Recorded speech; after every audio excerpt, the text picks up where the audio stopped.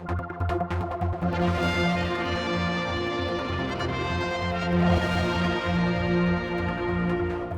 honourable members, I've given permission for the Minister for Education, Sport and Culture to make a statement about the investigation into relationships and sex education. I call on the Minister for Education, Sport and Culture. Thank you, Mr President, and I thank the Honourable Court in allowing me to make this statement today. Mr President, following concerns raised around the relationships and sex education, the RSE advisory curriculum, the Department initiated an independent external investigation with clear terms of reference to gain an accurate understanding of the recently reported events alleged to have taken place at QE2. This investigation has been separated into 3 distinct parts. Part 1. The delivery of the drop-down day in question, held in September 2022 at QE2. Part 2. The preparation and delivery of relationships and sex education in QE2. Part 3. The RSE advisory curriculum, guidance and training provided by the Department. To enable this, the Department appointed both Paul Morris and Richard Power as independent external investigators to establish the facts of what occurred and whether any appropriate further action should then be undertaken based upon those facts. Apologies. The investigators have now produced a report in respect of Part 1. And that was as set out in the terms of reference, which outlines the facts that have been ascertained during this part of the investigation, which I will now outline. A drop-down day, which is planned in conjunction with the Department, is a one-off timetabled day, which replaces normal timetabled lessons to enable pupils to receive input from other organisations to support areas of emotional and physical well-being. Part 1 of the investigation explored delivery of the drop-down day in question, held in September 2022 at QE2, which was publicly referred to as having a drag queen as a guest speaker. The focus of the drop-down day was well-being, and the pupils in attendance were from Year 7, a mixed group of pupils aged between 11 and 12. A number of guest speakers facilitated a variety of sessions from a range of both internal and external organisations. Topics being discussed included well-being, antisocial behaviour and consequences, drugs and peer pressure, relationships, your body and you, and inclusion. Staff from QE2 were in attendance at all the sessions within the drop-down day, as outlined above, and were responsible for monitoring pupils whilst guests delivered their sessions. Public references to a drag queen delivering a presentation at the drop-down day at QE2 in September 2022 are inaccurate, but it is understood that the guest speaker referred to does occasionally perform as a drag artist. The guest speaker presented on inclusion, as they have done previously, with the objective of a lesson being to provide guidance on the use of gender-neutral language with an understanding of the concept of gender in the LGBTQ+ environment alongside other inclusive intentions. The guest speaker made it clear from the outset of the presentation that the classroom was a safe place and that no question was a silly question. During the presentation, the concept of gender identity was introduced by the guest speaker. This led to a question by a pupil who asked how many genders there were. The speaker responded that there could be as many as 72 different gender identities. At one point, a pupil was asked by one of the teachers to step outside the classroom. The other teacher remained in the classroom with the guest speaker. The teacher's intention was to remind the pupil of the school's expectations that all pupils are entitled to their own opinions and that do not have to agree with the guest speaker, but they do have to show respect. The pupil then returned to the class for the remainder of the presentation. Both teachers in attendance agreed that the course of action was appropriate. The teachers present during the presentation managed behaviour of the class as would be expected. At no point did any guest speaker remove a child from the classroom, nor did they request that a child be removed. The guest speaker continued with the presentation, a presentation they had delivered previously. Mr. President, it is important to draw a clear distinction between a drop-down day in September 22 and the delivery of an RSE advisory curriculum in February 2023. The guest speaker present at the drop-down day in September 2022 did not discuss sex education. The speaker was not present during the delivery of the RSE advisory lesson in February 23. I'd like to summarise part 1 at this point by stating that there was no guest speaker dressed as a drag queen in QE2 school in September 2022. The guest speaker in question did not ask the pupil to leave the classroom, nor was the guest speaker upset by the comments made by any pupil during the delivery of the presentation. In fact, the pupil returned to the classroom for the remainder of the presentation. Part 2 of the report is currently being developed. The RSE advisory curriculum was first made available to secondary schools in 2019, and the views of any parents will be invited at this stage in Part 2. Comments both voicing concern and expressing support exist, and it will be important to hear all of these views in due course. Further evidence gathering is planned for the week commencing the 27th of March. Whilst the volume of evidence is unknown, it is difficult to commit to a completion date at this point, but the Department are committed to completing the investigation as quickly as possible, acknowledging that a comprehensive RSE curriculum is an important part of education. I ask not to stifle debate or dissuade comment that because of continued misinformation, it serves only to undermine our professionals who are well informed and balanced, and further discussion in the future. The Department is committed to establishing the facts, which is why the independent investigation was initiated. As such, it was particularly concerning to see this investigation already being discredited online before it concludes or reports. It is vital that all stakeholders are focused upon obtaining the facts if we are ever going to be able to learn and move forward. Whilst there is still work to be done on the other parts of this investigation, I'm sure there will be points of learning, development and improvement that can be made, and I can assure honourable members that my department will take that learning, implement appropriately, and in this way continue to improve. It is evident, Mr. President, sufficient detail has been clarified within Part 1, and it would appear that a number of pieces of the information have been conflated and misrepresented. Honourable members will be aware of a related video which continues to circulate on social media, which presents a document with specific language pertaining to specific sexual acts. This was portrayed as if the document and some associated language forms part of the curriculum on the island. I wish to make it clear that is not the case, nor has it ever been the case. The document, Inclusive Relationships and Sex Education in Schools, is from an organisation, Transgender Trend, and forms no part of the RSE advisory curriculum, which has been delivered within our primary or secondary schools here on the island.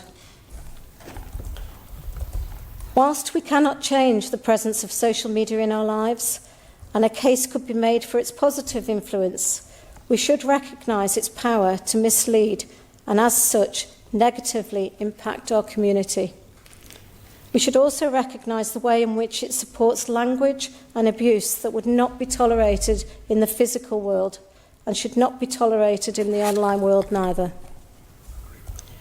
In this instance, social media has turned elements of a community against a school that has served that community loyally for many years, it has also caused elements of our wider community to turn against each other.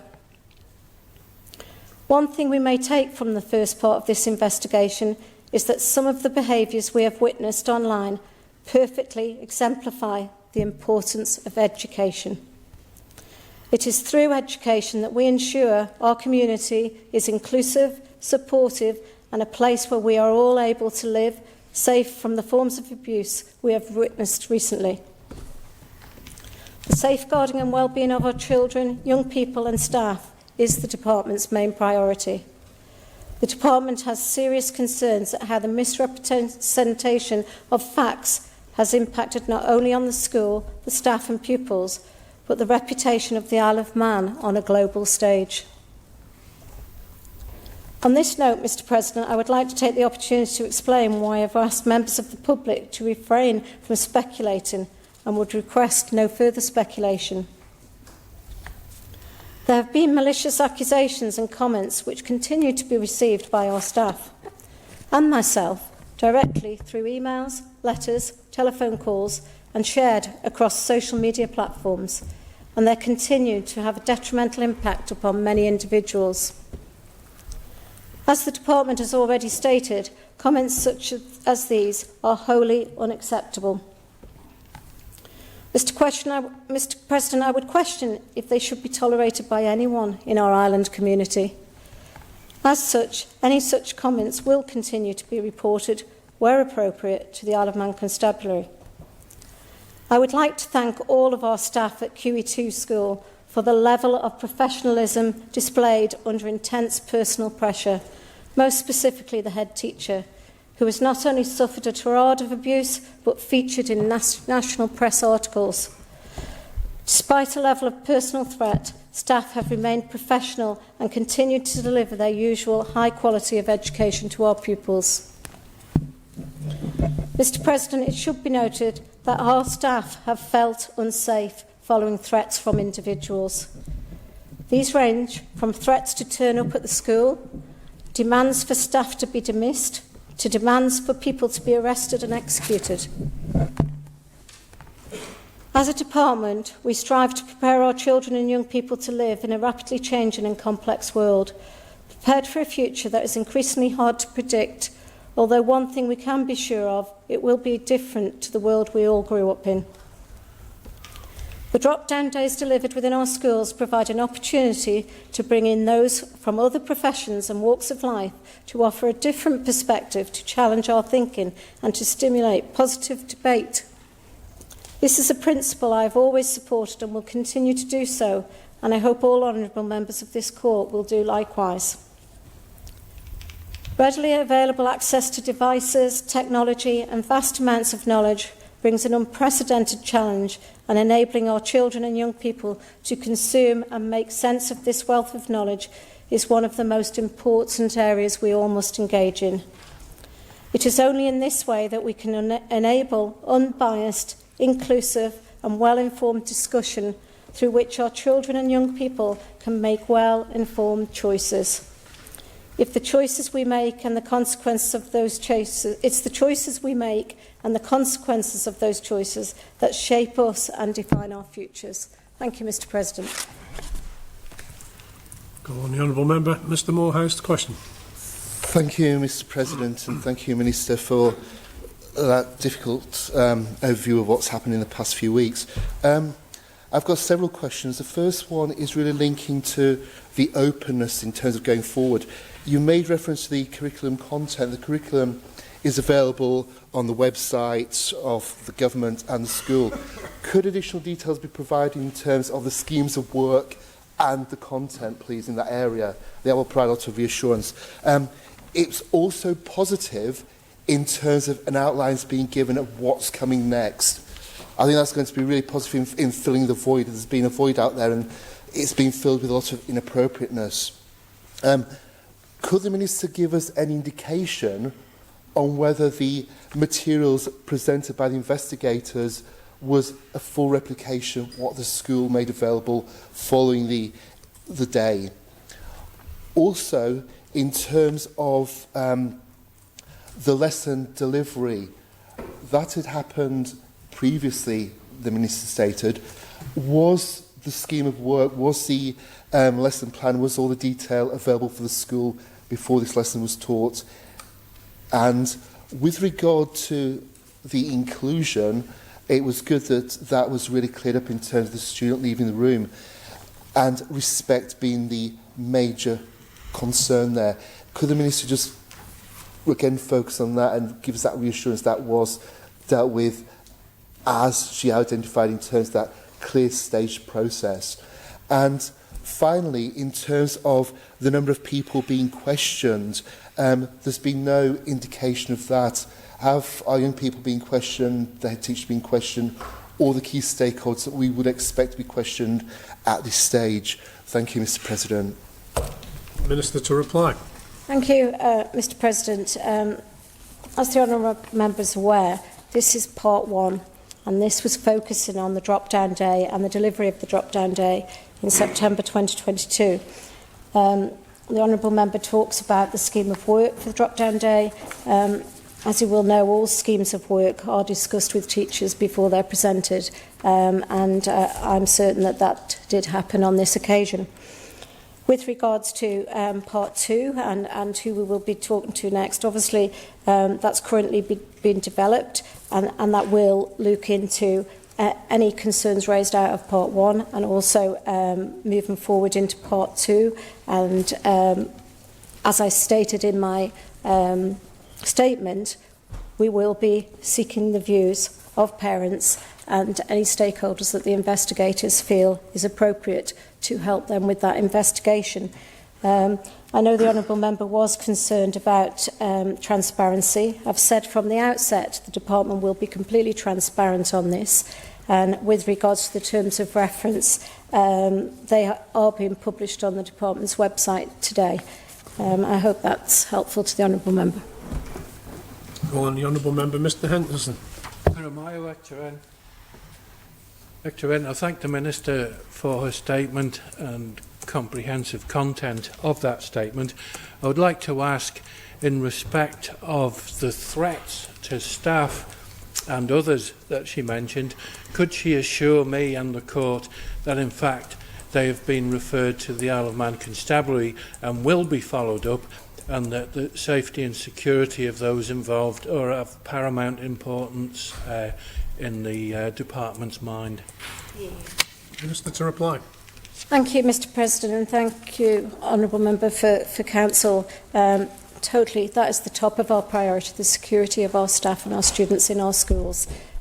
With regards to what has been referred to the constabulary, I don't have that information with me today, but anything that could impact the safety of our teachers, our students and the community of our school will be reported. Call on Mr. Glover. Gurumai Dr. N, and thank you to the Minister for her statement, and I think I'm sure the whole House will condemn any threats that have been made to teachers, and we fully support them in continuing their good work and the job they're doing. It's unacceptable.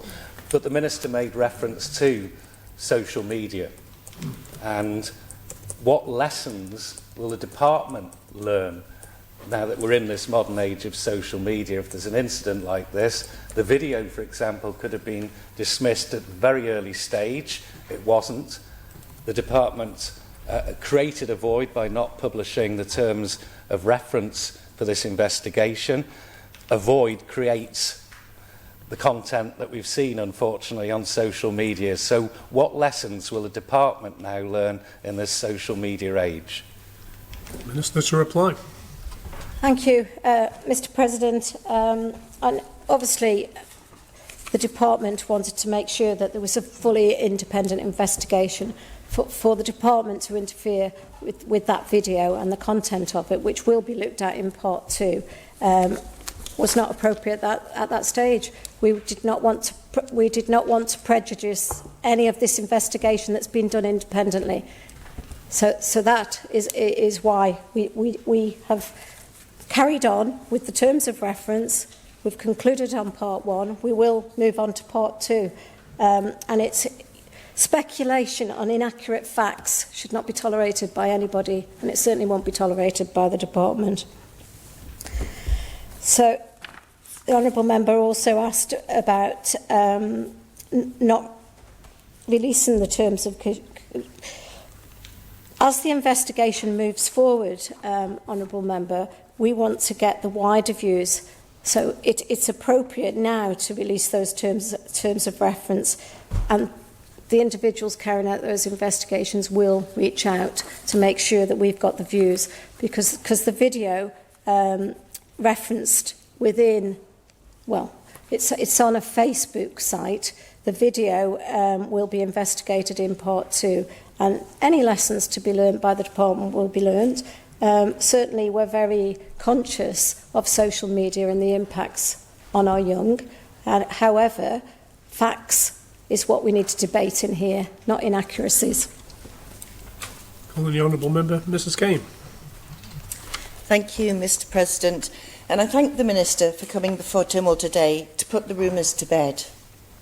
Would she agree it was a storm in a teacup, a situation where rabid speculation took place to fill an information void? Would she consider that the error was actually made in 2019 when the RSE curriculum was introduced, as I think she said, in that was there no consultation then with parents and the wider community? I welcome the fact that that will now take place, but I do wonder whether the department's response in suspending religious and sex education, feeding that speculation, and as she said, this situation exemplifies why the drop-down day and such education is needed. So I'd like to ask the Minister whether the suspension on RSE delivery in our schools is still in force, or whether teachers can progress with sex education to their school years appropriately for the children in their care as previously planned and appropriate. My final question to the Minister would be to ask whether the department would consider making a formal complaint about any of the national media coverage of this story that has perpetuated those inaccuracies. Thank you, Mr President. Minister to reply. Thank you, Mr President, and thank the Honourable Member for a question with regards to pausing the curriculum. That was the key important thing to do at this stage, to stop any further speculation of what was being delivered in our schools, and that is continuing at this present time. Part 2 is going to be the main part that will answer some of the questions that you've asked me here today, and that's why we need to move forward with that. With regards to the curriculum being introduced in 2019, obviously I'm not certain at this stage as to how that was introduced in 2019, but that will be part of this ongoing investigation to make sure, because the most important thing with anything in a school when you're delivering it is communication with your parents and that community, to make sure that they are there and supportive of the school. We all recognise the importance, and I've said it in my statement today, around the education of our children, and that gives them a good, rounded understanding of and life skills for the future, and that's the most important thing to make sure that we get right. But with regards to the curriculum, it is paused, will remain paused until we have had the opportunity to look at obviously part 2 and part 3, and when would I envisage that being carried out? Obviously we're moving into the spring term, and then we've got the summer term. There's periods of absence in amongst that. We need to do this right. We need to make sure that the curriculum comes back and that everybody is on board with it and what's being delivered in schools, because our young people are the most important, and they are the ones that need to have all of these tools and understanding of what choices they're making and how it can impact them in the future. Calling the Honourable Member, Mrs Sharp. Thank you, Mr President, and I'd like to thank the Minister for calling for this independent inquiry, and she was very rapid in doing that, and for updating honourable members today. Drop-down days are important, as is teaching on sex education, relationships and gender, but I'd like to ask the Minister whether there will be a future opportunity for all parents and children right across the island to feed back to the department their views on the teaching of these subjects. Because there is a sense from some of the parents who have spoken to me that children are sometimes being taught too much too soon. Thank you, Mr. President. Minister to reply. Thank you, Mr. President. I thank the honourable member, and she does have a really valid point. It's about the school communicating with their parents and letting them know what they are delivering as part of their curriculum. I don't feel it's right that curriculum should be decided by people that are not professionals within the field. So the curriculum and the content of the delivery needs to be decided by professionals. How that is then delivered, and obviously we will take input and comment. Clearly we've received quite a lot during this situation, but it is up to our schools to communicate to parents what is being delivered in our lessons to the children, age appropriate. And obviously there will be a future opportunity for feedback and to take views of parents. The curriculum that was mentioned by the Honourable Member for Garth for secondary education was introduced into our schools in 2019. We've had no situation or incidents around it till 22, was when it was done, but it's only come to light in 2023. Primary curriculum was introduced in September 2022. We've paused that at the same time because the department's priority here is to make sure that it's age appropriate and it's delivered and communicated well. Thank you, Mr. President. Call on the Honourable Member Dr Hayward. Thank you, Mr. President. I thank the Minister for her statement this morning. I noticed that she's recognised the damage that's been caused to the reputation of the island in the UK national press. And so given that she now has PAL 1 complete and has the facts at her fingertips, will her department be submitting complaints to both Ofcom and the UK Press Complaints Commission about the coverage that this matter has received? So I think that's very important to try and restore the reputation in this area. Minister to reply. Thank you, Mr. President. I'm not sure if the Honourable Member's aware, but I thank her for her question. But the island does have a media outlet that looks after the interests of the island and looks at us from a UK perspective. The Honourable Member's shaking her head. We do. We have an organisation called Lexington's, and we have been working with them, and we will continue to work with them, and we will also work with the Attorney General if there is any action that needs to be taken. Call on the Honourable Member, Mrs Barber. Thank you, Mr. President. The impact of speculation, assumption and personal attacks on any members of staff cannot be overstated, especially in light of current UK news reports, and the need to support our staff while finding facts is critical. Given this, can the Minister confirm that should areas for improvement be identified, this will be managed with a focus on learning and improving, not on blaming? Minister to reply. Thank you, Mr. President. I thank the Honourable Member for Douglas East for her question. Totally, and I've said that throughout the statement.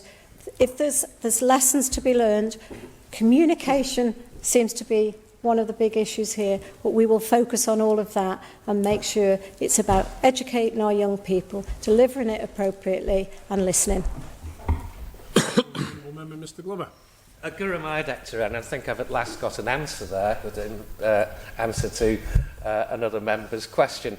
I do want to know what lessons in the social media age the department is going to take away and learn, because you have to be open and put facts out there, because we need to deal in facts, not speculation and rumour, and creating a void leads to that.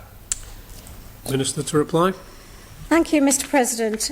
Clearly the Honourable Member is just not happy about the way that we've dealt with this on social media. I will not put inaccurate facts on social media. I will not listen to inaccurate facts from social media. Sorry. Would you give way, Minister? I was talking about the terms of reference that would at least put facts out there and may have dampened down some of the rumour. Minister.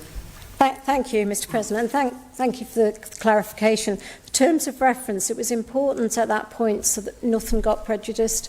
So I understand the concerns from honourable members about that. We needed to make sure that it was completely independent and that all of the evidence gathering at that first stage was carried out with any prejudice towards the facts being gathered and put into a report independently. Nothing then. Call on the Honourable Member Mr Thomas. Thank you, Mr. President. Does the Minister agree with me that it's a bit unfortunate that in this case an incredibly important HR process got mixed up with a curriculum process and even a political process about gender issues? What I'm suggesting, as I did last week in the House of Keys, is that often the Department of Education will have to think of its employees as an employing body primarily at the beginning of this process. And secondly, does the Minister agree with me that everybody out there who has contributed in this social media discussion should reflect on what they've done and what they've said, and perhaps think about trying to build up a consensus and a harmony again, but perhaps even apologising in the light of the new facts that are available? Minister to reply. Thank you, Mr. President. And I'll pick up the last point first. Certainly the facts are there, available now. The statement will be issued to the press. I think for the whole of our school community and the Peel community, it's important that the correct facts are out there, and any apologies, I'm sure, would be very welcomed by the school community for what they have endured throughout this whole process. With regards to the Department of Education being an employing body, we are unique in that situation from any other department. We employ some of our workforce. Some are employed by the PSC, but a large majority of them, we are the employing body, and we have to have a duty of care as an employer to our employees, and that might be why the Honourable Member feels we've dealt with this slightly different to everybody else. We have, and we've had to. Go on, the Honourable Member, Mr. Moorhouse. Thank you, Mr. President. Two issues I'd appreciate the Minister considering. The first one was the issue of confidentiality, and with regard to the investigation, I think that caused a lot of issues. And many people now feel a little bit more reassurance about what's happening next, but there's still the question mark of actually contacting the investigators and sharing their thoughts. At the moment, it's a case of you will be spoken to if we approach you. Is there any kind of two-way process now in place to ensure that everyone can contribute to the investigation? And the other one is going back to the use of comms, that I think there have only been 2 press releases coming from her department over this whole situation. And the first one came out at 4:20 on a Friday afternoon and basically recommended that people contact the head teacher, and from what has been suggested, the head teacher was told not to communicate with others whilst it was being investigated. Is that the case? And the other press release came out in early March at about 5:30 in the afternoon. Again, it was very late, and there was very little about the investigation. There was no real detail. I think there were about 77 words out of a 203-word statement about what was happening. And that was further complicated the following morning by the Chief Minister giving an interview on the local radio station. And again, in terms of what the Minister and the Department were doing, there wasn't the clarity. And I think that when there's an incident of this kind, that there can be clear reviews of what's happened very quickly. We failed, and we need to look at that really carefully in terms of getting the message out as quickly as possible. The video has been mentioned several times, but in terms of clarifying things, if that had been done at the early stage, doesn't the Minister agree with me that the video wouldn't have actually had to be made? Would have been no need for that. Thank you, Mr. President. Minister to reply. Thank you, Mr. President. I think the Honourable Member is talking about the first press release, which was the Friday when school was breaking up for half term. I think that's the one that the Honourable Member's relating to. And clearly our schools are closed for a week, but in between that the Department was working to get independent investigators. The whole point of this investigation was the independence, so that at no point in time people could come back and say the Department's not looked at this or that. It's been done completely independent, and that was key to ensuring that confidence in this report would be there for all honourable members in this court and the public, that it was carried out away from the department, and that takes time. These investigators are on a government-approved list for investigators, and it takes time to get them recruited, and terms of reference to them, and also agreement on timescales. I think they've actually delivered it in a tight timescale. Obviously, because we'd had that week, there was a large number of people interviewed at this stage. But the honourable member's concerned with regards to other people being involved. And we need to ensure that and ascertain the facts before the department could speak publicly. It's not right to go out and speak publicly without the correct facts. I certainly won't do it.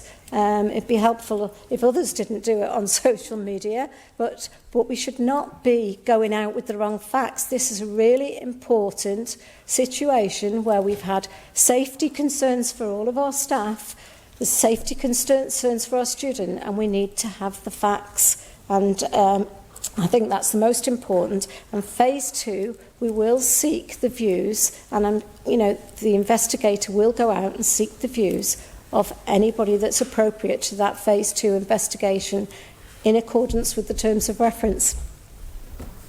Go on, the honourable member, Mrs. Sharp. Thank you, Mr. President, and I thank the honourable member for her answer, in which she said, this is to my previous question, there will be a future opportunity for parents to feed back to the department on the teaching of RSE. But can she confirm, please, to me, that all parents and children across the island, whether it's in Part 2 or it's at some point in the near future, from all schools, not just QE2, will have the opportunity to feed back their views to the department on the teaching of RSE in our schools? Minister to reply. Thank you, Mr. President. And as I've said, this is about QE2 at the present time. However, I have mentioned that we are going to look at the whole curriculum and the delivery of that curriculum, whether it be at primary school or secondary school, and how we then consult or liaise with parents. Could be through our school communities, it could be done in a different way. However, the most important thing here is that that communication is done in conjunction with our professionals. And our professionals in this field are the ones that should be doing this and taking it forward and discussing that with parents. So parents, at any time, I welcome parents to give us feedback on anything in our schools. It shouldn't take something like this for parents to give feedback. So I open that up to parents. Don't feel that you can't go to your schools and raise any concerns at any time of throughout a school year, because you can do that. And that's on any curricular area. Sorry, I should have added that in. Thank you. Go on, the honourable member, Mrs. Guinness. Thank you, Mr. President. Could the Minister assure this court that any future engagement of the RSA curriculum by her department will comply with the mandatory public sector equality duty in the Equality Act 2017 to ensure that different perspectives are gathered from all groups protected by that Act, which will help to identify any conflicting interests in the future delivery as part of this curriculum? Hear, hear. Minister to reply. Thank you, Mr. President. I thank the honourable member. I think that's your maiden question in the honourable court. But yes, certainly, and welcome the opportunity to work with you in any of this area. But the key priority is to make sure that this curriculum is delivered. We have professionals in our schools. We have a PSHE advisor working for the department. Every secondary school has a PSHE advisor within the school community. So there are people on the ground in our schools every day that have got the training and the skills to deliver on this curriculum. But it's important that we do look at this and make sure that equality, inclusivity is taken on board, and that what we come forward with in the future to deliver as the curriculum within this area is the right one for the Isle of Man. Go on, the honourable member, Mrs. Barber. Thank you, Mr. President. Would the Minister agree with me that there's currently significant concern for the well-being of our local trans and drag community following a number of hateful and unacceptable comments made primarily on social media channels? And further, would she agree with me that being LGBTQ+ or being a drag artist is not a barrier to being an educator, and nor should it ever be? Minister to reply. Thank you, Mr. President. I thank the honourable member for an excellent question. Our schools encourage inclusivity, and I think that's the most important, whether that's staff, students or the community around our schools. Inclusivity is key, and we should all consider that in everything we do every day. Call on the Honourable Member Dr Hayward. Thank you, Mr. President. The Minister referred to Lexington. I have a written answer from the Minister for the Cabinet Office that says that Lexington's contracted to provide public relations services to both the Cabinet Office and the Department for Enterprise, and she doesn't mention her department in this. So will the Minister undertake to ensure that she does work with Lexington to submit complaints to the appropriate authorities in the UK where these stories were published and where the offences were perpetrated? Minister to reply. Thank you, Mr. President. Obviously, I'm not aware of that written answer. I discussed with the Chief Minister very early on that I felt we needed support for the national damage to the reputation of the Isle of Man that was taking place. The Chief Minister said, use Lexington's. So that is what the Department have done. We've had various discussions with them around all of our media, and they have been doing surveillance around this whole topic with regards to how it will be reported. Certainly, within the Isle of Man legislation, videos that are put on Facebook, our legislation is quite poor around that at the present time, and we need to tighten that up as soon as possible, because it's not right that the safety of any population of the Isle of Man is threatened through social media, and certainly not our school communities. On the Honourable Member, Mrs Kane. Thank you, Mr. President, and I thank the Minister for her responses this morning. I'd like to pick up on one point, and specifically the complete suspension of all RSE education curriculum across all primary and secondary schools. And given that she's indicated there's going to be several more weeks or months of the investigation to progress, would she reconsider enabling teachers, particularly at key years within primary schools, to deliver the basic facts of life, sex education at an appropriate time? Thank you, Mr. President. Minister to reply. Thank you, Mr. President. Yes, totally agree with the Honourable Member. We need to make sure that our children are well educated around any of the topics that get discussed, whether it's drop-down day or whether it's within our PSHE. However, with regards to some topics, they're not always discussed just in PSHE. There's lessons some lessons are delivered through biology classes. Our professionals are the best to know where things should be delivered, and we will review all of this and make sure it's delivered appropriately. Age appropriate is the key. I think that's been the big concern from everybody, and that's key. Age appropriate and delivered by the professionals in the right way. Call on the Honourable Member, Mr Wannenberg. Thank you, Mr. President. This House has a no more sacred duty than to protect and safeguard our youth. Further to the Minister's statement, I am reassured that there has been no substance of a grotesque overreach by the Department on its RSE's responsibilities, and the investigation should be allowed to complete and deliver its findings. Would the Minister agree that the prime responsibility of her department is to educate and never to indoctrinate? Thank you. Minister to reply. Thank you, Mr. President. The primary purpose of the Department of Education is to educate our children.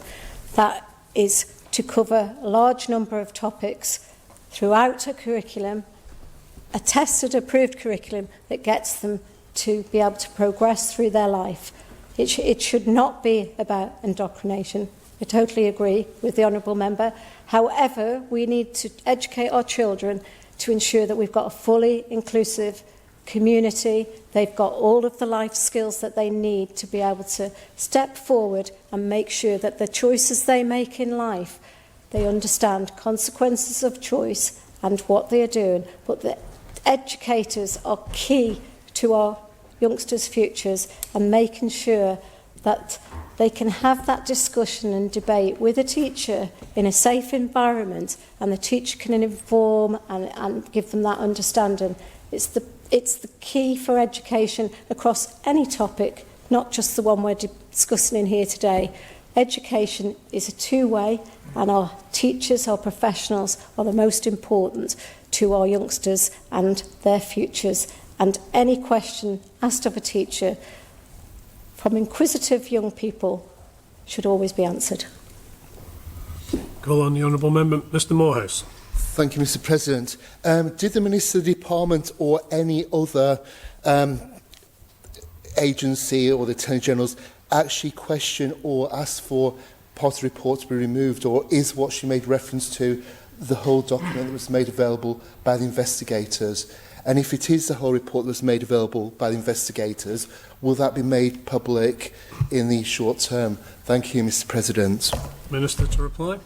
Thank you, Mr President. Clearly, there's a lot of personal data when you're doing an investigation, and there's personal comments. Anything that complies with the law will have been redacted. So if we've actually applied the same rules as you would with an FOI. Call on the Honourable Member, Mr Thomas. Thank you, Mr President. Does the Minister agree with me that her department has one of the 5 communications staff members serving her department, and through them in Cabinet Office they're contractors with Lexington, just in the same way as that Lexington helped me when I went to the Labour Party conference organising excellent meetings, which made Mr Speaker very happy in terms of contact about buses and bus stops, and also helped us to begin to prepare the area to address the huge challenges we have in terms of airlines. Minister to reply. Thank you, Mr President, and I thank the Honourable Member. Yeah. I think it's important for all Honourable Members in here to recognise what is available and what the Isle of Man are doing around communication and protecting the reputation of the Isle of Man. Lexington has been used by many departments in here, not just with regards to that recent answer, and certainly government central comms supports all of us. And, hopefully long may that continue. With regards to, I just want to go back to the previous questioner with regards to the report. At finalisation of Part 3, there will be a full executive summary published, which was in the terms of reference. So, obviously, as we're going through the stages, we'll publish what we can at that point in time, but at the conclusion there will be a full executive summary, and that was in the original terms of reference. On the Honourable Member, Mr Glover. Who am I, Dr. I'm trying to help the Minister here, I promise. Will the Minister, at the end of this process, undertake to review what the Department could have done? Maybe it did everything right, but maybe there were things there, we all will learn things from this, could have done, that could have lessened some of the threat and the horribleness that we've seen as a result towards staff and pupils at QE2. Minister to reply. Thank you, Mr President. The Honourable Member, I'm happy for you to come down to the Department. You can see what we've been doing throughout this process. If there was anything that come to the Department that's of concern or we felt we haven't dealt with it, we'd address it straight away. That's how education works. You have to address things straight away. So anything around our communication, our social media, myself, an Honourable Member for Douglas South, Mrs Christian, we've challenged some of it and we want to get it right, but there's a sensitivity around it. We have to protect our children, safeguard our children, and also look after our staff. Go on, the Honourable Member, Mr Crookall. Thank you, Mr President. I'd just like to ask the Minister, I'm not sure when she got the report, if she can tell us when she actually got the report, and if she has had the opportunity since then to go back to the school and talk to the head and the staff, and also just why was it considered absolutely essential that the 2 investigating officers were kept, their names were kept out of the picture for the time being? They're obviously known now because you've mentioned them this morning. Minister to reply. Thank you, Mr President. At the outset of the investigation, I wouldn't say we struggled to get investigators, but we had options around it. And whilst we'd appointed one, we hadn't appointed the other, but we wanted to get on and move forward, and that is how the process was. So it wasn't, the 2 names weren't available to us right at the outset. And also, as I've stated many times, we didn't want to prejudice anything that was said. We didn't want the investigators being approached by anybody. They were doing an independent investigation, and that was the thinking around that at the time. confirmed to the honourable member I was aware that the report was available to the department on Thursday. Have I seen the full reports and statements? No, I haven't. Have I seen the summary? I have. Has our honourable member who's in the department. We've seen that summary statement before we've come in here today. So it's been quite a quick turnaround to come in here to make a statement today. With regards to have I reached out to the school? Our Chief Executive was down at QE2 School last night speaking to the head teacher, and certainly our staff and their understanding of what's happened.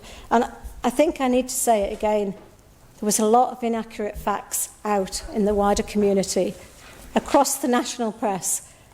And as an island, we've had to get the correct facts out there, and that's what we've done today. And I hope that all media outlets will pick up on the correct facts and report them. Yeah. Honourable members, we will bring this matter to a close. I have 3 more questioners. Next up is the Honourable Member, Mr Morehouse. Thank you, Mr President. With regard to the report that was received on Thursday, will that report now be made available to the public? It's quite concerning the Minister hasn't had the chance to read through it. Also, with regard to going forward, now we're aware of who's carrying out the investigation, will people who feel they've got something material to actually contribute to this have the opportunity to contact the team directly? Because with regard to the Minister's answers previously, she suggested there would need to be a level of protection, but at the same time, some of the people involved felt that they couldn't actually contribute as they should have done. Thank you, Mr President. Minister, to reply. Thank you, Mr President. As I've said, this was an interim report, and I've seen the summary of that report. I haven't seen all the witness statements, etc., because it's not for me to tell an investigator how to investigate or what I wish them to do. However, with regards to the honourable questioner, I would expect for this next phase that they contact the people that they feel are appropriate to help support phase 2, and that will include the Peel school community and parents.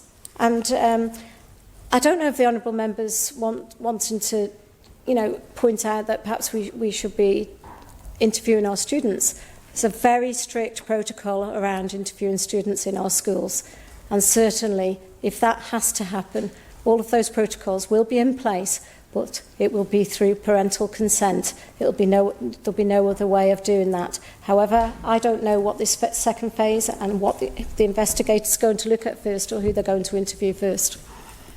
Call on the Honourable Member, Ms Farragher. It seems clear now that a lot of this has been based around misrepresentation, but much damage has been done to people by the commentary around this topic, to the island overall, to politicians, to department staff, and to people of all ages in the LGBTQ+ community.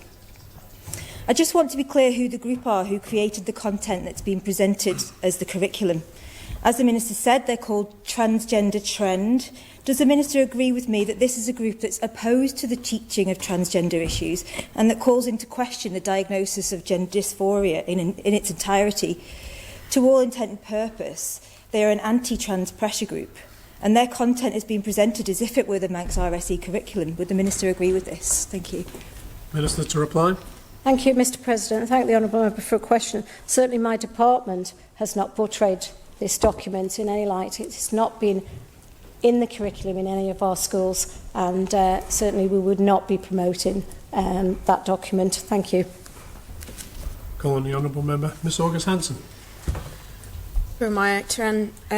With the RSE curriculum paused, do we have an indicative time frame for how long the investigations part 2 will take, so that we can see that vital curriculum back online?